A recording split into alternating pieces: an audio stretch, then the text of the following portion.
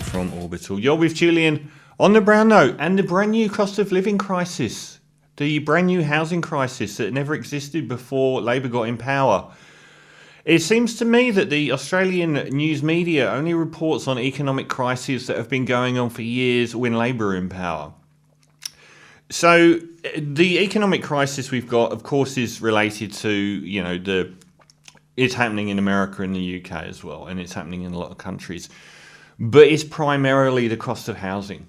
It's primarily the fact that so many people benefited from so many years from the largesse of John Howard's economic policies that they funneled trillions probably into the housing market, causing a massive death spiral of increasing house prices, which are only affordable for people that already had houses before it began, which in turn becomes rent. And then when cost of living increases, the level of disposable income that people have, or the amount they have after they've paid their rent, is much smaller.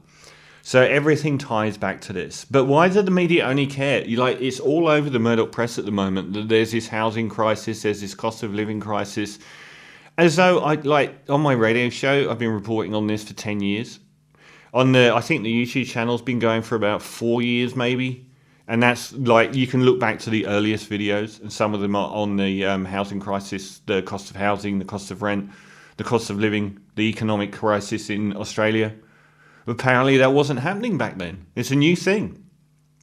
Always happens when Labour come in, as I think it's partly a way to ensure that none of these juicy tax breaks that the wealthy have get taken away from them. This has been building since John Howard came to power in the background, and the current round of it, the worst round of it for the last 10 years. Australia was in a recession in 2019, and the media barely ever even responded to it before COVID, with no economic headwinds at all. John Howard was called the most profligate Australian leader of the last 40 years or 30 years when it happened by the International Monetary Fund, because he put in place so many tax things that were going to be time bombs, from franking credits to negative gearing to tax breaks on people's superannuation to the benefit, stamp duty, to things that would benefit people investing in property that already had some, and shut out everyone else and make everyone else the people that pay off their mortgages. And the only person that tried to deal with this was Bill Shorten, and he got absolutely crucified by the media, who decided they would rather have someone as onerous as Scott Morrison lead the country than have their delicious property negative gearing taken away from them, or franking credits taken away from them. So they crucified him. So is this a new thing, this cost of living crisis? Let's have a look. Back in 1995, pre-John Howard, it was just over 200k for a medium 3-bedroom house in Sydney, which at that time was still in the ballpark of 6 times the average salary, which is still a broadly affordable figure.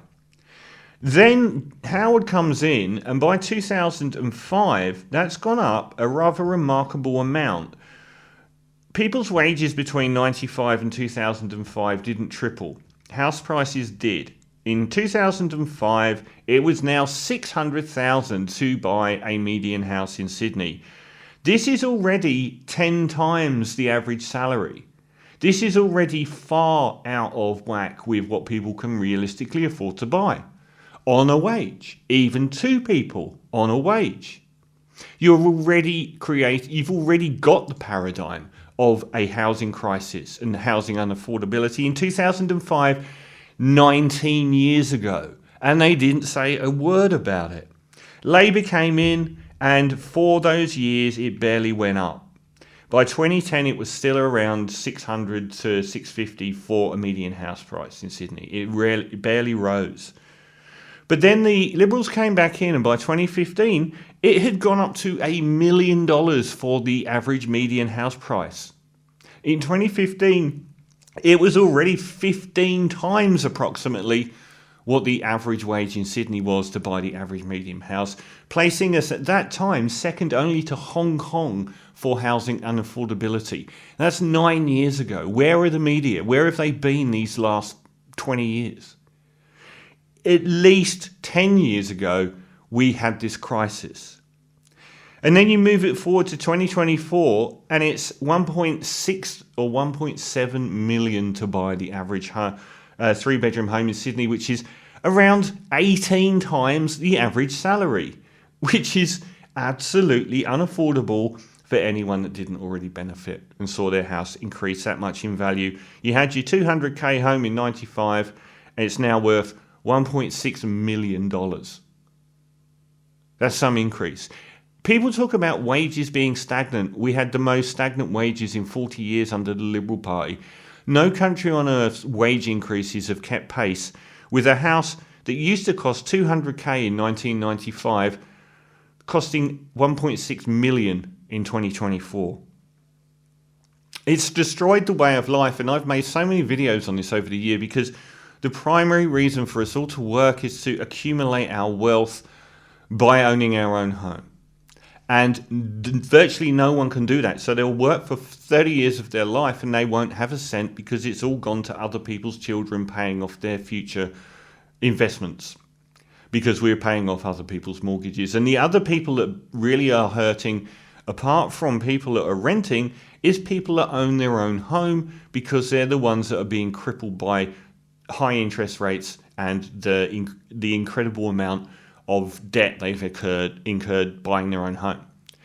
The people that aren't are the 1% of Australians that own 25% of all rental properties. They're doing great because they're just offloading all of the interest rate rises onto their renters. And it's amazing how we have this correlation between interest rate rises or house price rises and rent going up. I take it we're going to see the rent going down when those interest rates come down. When has that happened in human history? It has destroyed a large chunk of way of life. Is the central plank to a capitalist society way of life to own your own home, because it is an accumulation of your own money. Instead of every year you earn X and it goes into your house on a mortgage, which increases in value, so you've kept all of it apart from the interest. It's gone to someone else's mortgage. You're paying off someone else's mortgage. There is so many things being touted that are just garbage. Building new homes. What's that going to do? What's building another new home that costs $1.6 million going to do? What's building a 2-bedroom flat that costs $900,000? They're not going to go down in value. It's not going to cause the market to go down in value at all. You would need to build a couple of million new homes to have any impact. It's the cost of mortgages and rent that's the problem. People talk about there being so many overseas students, and it's a right to do so, because we're now seeing that the absolute commercialisation and privatisation of Australian universities has been a huge disaster for this country and is now being used as a de facto entry into the country, and they're using up housing space and they get the blame for it. There are 1 million unoccupied properties in Australia. 1 million. Because people make more money leaving them empty. They don't want people moving in and destroying them over 10 years of a lease, because they make so much more money on the increase in their value. So they want to sell a brand new home 10 years later. So there's 1 million empty properties. There's only one way out of this, and it's not a way out of it because I don't believe there is, but instead of focusing on, supply, there's no point in having supply if people can't afford it.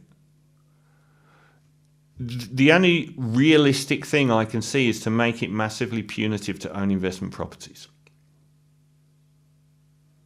That's it. To really hammer it. They've had it so good for so long. I'm sorry, but if you've got one investment property, you're already doing better than so many more people in Australia are doing. If you've got more than one, take away franking credits, take away negative gearing, and take away their superannuation tax breaks on people that have already got more than $1 million in superannuation. Because every time, if you bring those new houses and homes to market that Labor are talking about, the only people that can afford to buy them are the investors that already have houses. We can't turn up and bid for them. No one's got 900k for a 2-bedroom apartment. They're just going to create more investment properties. Take away all their juicy tax stuff and make it punitive to own more than one home.